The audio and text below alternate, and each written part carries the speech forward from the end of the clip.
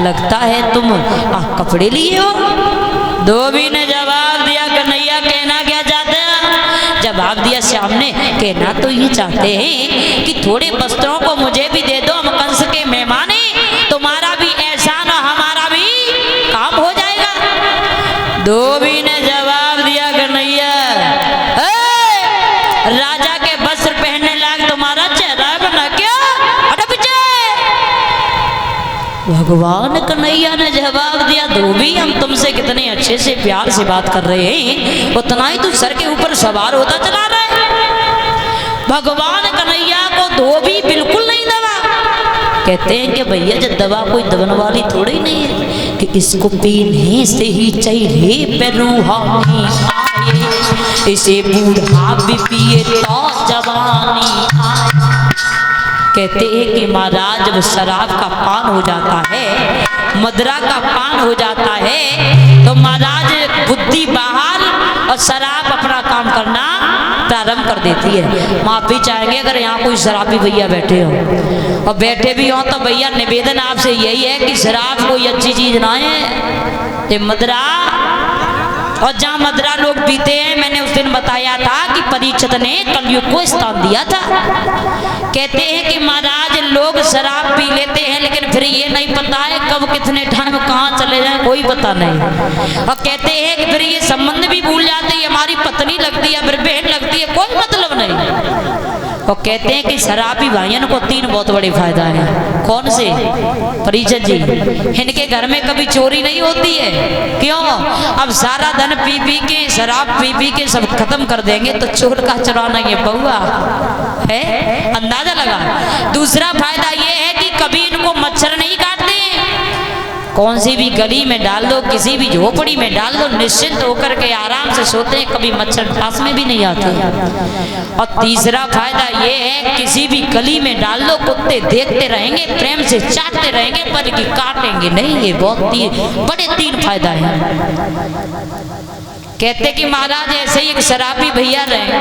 कहते शराब पीने के बाद बुद्धि बाहर हो जाती है। एक शराबी भैया रहे, और शराबी भैया शराब पी के घूमते हुए गांव की गली में नली, जो नाली होती है ना, उसके किनारे गिर पड़े। सुन लेना अगर कोई शराबी भैया बैठे हो, बुरा मत मानना। खैर, और माफी चाहेंगे भैया, कोई मदरा अच्छी चीज नहीं है, अर्जी है हमारी और मर्जी है आप लोगों की। कहते हैं कि वक्ता से श्रोता लाख गुना बड़ा होता है। वक्ता का काम होता है बकने का, है ना। अब श्रोता का फर्ज ये बनता है कि अच्छी बातों को ग्रेड करे, और हमारी जो खराब बातें लगे तो इसी पंडाल में छोड़ करके घर के लिए प्रस्थान कर जाए। ठीक है ना। ध्यान रखना भैया, एक शराबी भैया रहे तो गांव की नाली किनारे गिर पड़े। उतने से कुतिया चली आई, तो शराबी भैया को कुछ नहीं दिखा, कुतिया की पूंछ को पकड़ के बोले, काहे बप्पू की अम्मा, जी बताओ तुम रोजी ना तो 2 चोटी करती थी, लेकिन आज एक कैसे? अब अंदाजा लगाओ। अब उन्हें यही नहीं पता ये कुतिया या फिर हमारी पत्नी है। तो कहते हैं शराब पीने के बाद बुद्धि बाहर, और शराब अपना काम करना प्रारंभ कर देती है। ध्यान रखना। और क्योंकि कहते हैं महाराज शराब पी लेते हैं, फिर भैया किसी की टेंशन नहीं रहती है, कोई परवाह नहीं रहती बचनी। कहते हैं कि घर में बच्चे रोते रहे, कोई परवाह नहीं, भूखे सोते रहे, कोई चिंता नहीं। और पत्नी चाहे पत्नी के पास वस्त्र हो या नहीं, कोई परवाह नहीं, क्योंकि वो तो अपने मस्ती के साथ घूमते। क्योंकि हमारे गुरुदेव बताया करते थे क्या,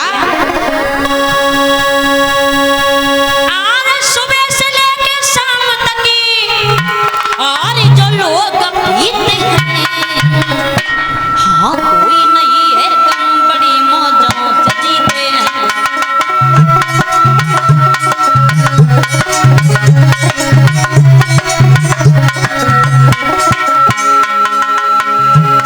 कहते हैं कि महाराज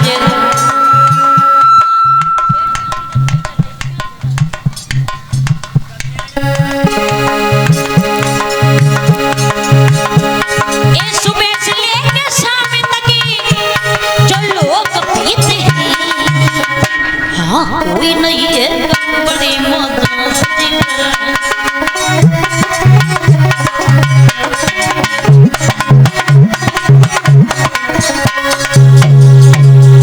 अरे कोई नहीं है कम बड़ी मौजों से जीते, कहते हैं कि महाराज अगर घर में कोई टेंशन हो जाए तो शराब पी लो, फिर किसी की चिंता नहीं रहती है ना। तो सभी लोगों से कहना है, खैर यहाँ के लोग तो बढ़िया है जो भी हैं, लेकिन अगर कोई मदिरा पान करता भी हो तो भैया बंद कर दो तो बहुत अच्छा रहेगा। जरूरी नहीं है कि महाराज मदिरा पान करने के बाद तुम बहुत बड़े नेता हो जाओ, ऐसा कुछ नहीं है। लेकिन कहना तो सिर्फ इतना ही चाहूंगी कि महाराज जहाँ तक हो वहां तक इसका त्याग कर दो तो बहुत अच्छा रहेगा। बोलिए गोविंद भगवान की।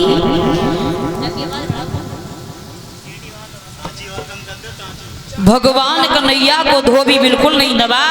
भगवान कन्हैया आगे बढ़े, जवाब दिया धोबी हम तुमसे कितने आराम से बात कर रहे हो, उतना ही सर के ऊपर सवार होता रहा। भगवान कन्हैया ने जवाब दिया धोबी कि हम सीधी सादी बात करी और तू लटा सीधा पकता है, मेरे ही मीठे बचनों पर नालायक जहरी उगलता है।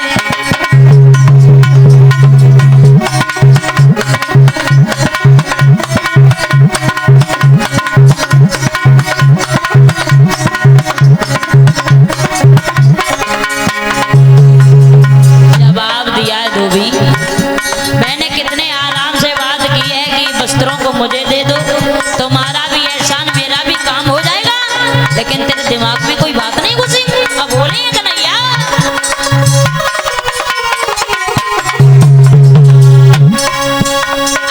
सीधी सादी बात करी,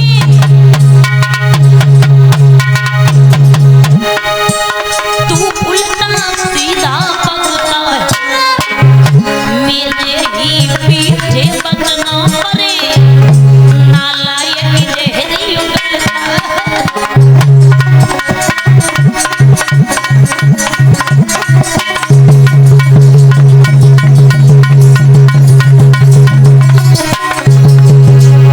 आगे बढ़कर के धोबी ने जवाब दिया कन्हैया, ये भोजराज कंस का शासन है, यहाँ का राजा भोजराज कंस है, ये मथुरा ये वृंदावन नहीं है, या नंद बाबा की जागीर नहीं, इसलिए समझ जाओ।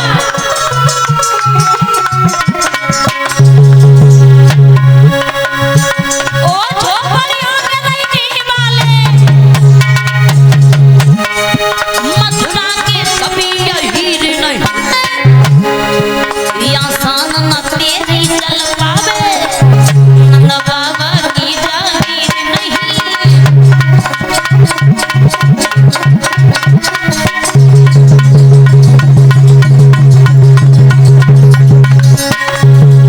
आगे बढ़कर के भगवान कन्हैया ने धोबी के गाल में तार से तमाचा दिया। धोबी का वहीं देहांत हो गया। आज भगवान कन्हैया के वस्त्र कंस के दर्जी ने आकर के फिट किए हैं। आशीर्वाद पाकर के दर्जी वहां से चला जाता है।